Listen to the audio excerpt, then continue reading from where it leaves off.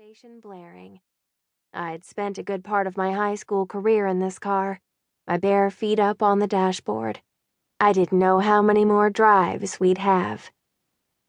In any case, I knew that turning around and fleeing wasn't what Olivia was actually after. Freaking out was just part of her process. We went through this every time she had a big performance. It was my job as second in command to help her get out of her own way. "You've got this," I promised now, knowing that all I needed to do was get her through the door of the studio and she'd take care of the rest. "Come on, it's me. I wouldn't let you go in there and look stupid."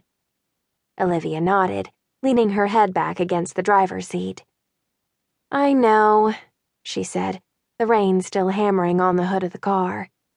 "I just really want it, you know? A big national gig like this? I've wanted it my whole life." I did know, actually. I knew it by the way her feet were always covered in gnarly blisters from dancing, and the half-dozen original Broadway cast recordings littering the floor of her car at this very moment. Olivia was going someplace. I'd known that about her since we were little. By now, the only question was where. "Well then," I said, unbuckling my seatbelt and opening the door before she had any more time to protest. "Let's go get it for you." The two of us dashed through the downpour and up a short flight of concrete stairs. My ponytail was sodden by the time we made it through the heavy glass doors at the front of the building, raindrops dripping from my eyelashes and the end of my nose. The studios weren't much nicer inside than out, I thought, breathing hard, taking a moment to get my bearings. Concrete floors and high ceilings, the faint reek of old sweat hanging low in the air.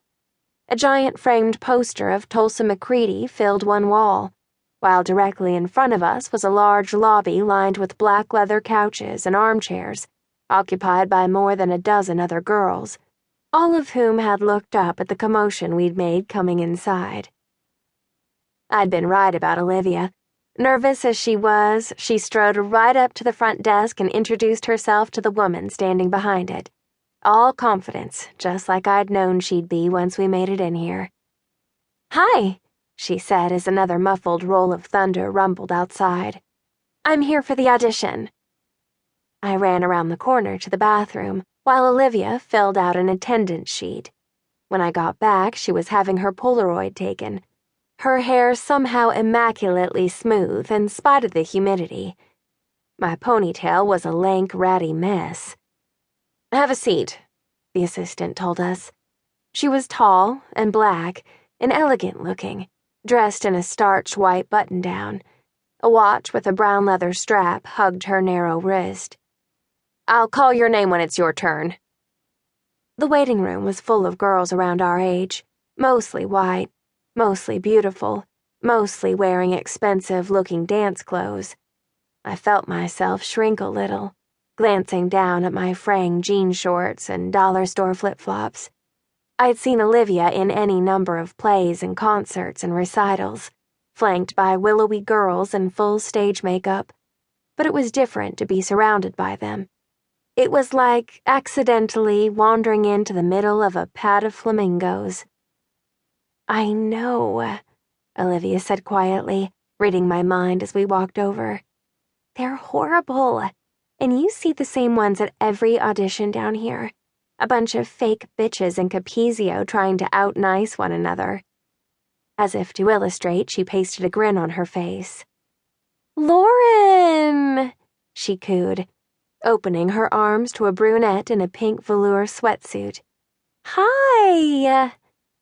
I shook my head, smirking to myself. No matter how many times I saw Olivia turn it on like that, pitching her voice a couple of octaves higher, smile going wide like she had Vaseline on her teeth, it never failed to surprise and sort of impress me. "Showbiz, Olivia," I called her, as if she were a different person entirely. Sometimes she'd do it just to make me laugh. It was a long, tedious afternoon. The assistant, whose name was Juliet, called name after name off her clipboard. Girls headed down the hallway and emerged less than 5 minutes later looking either pleased or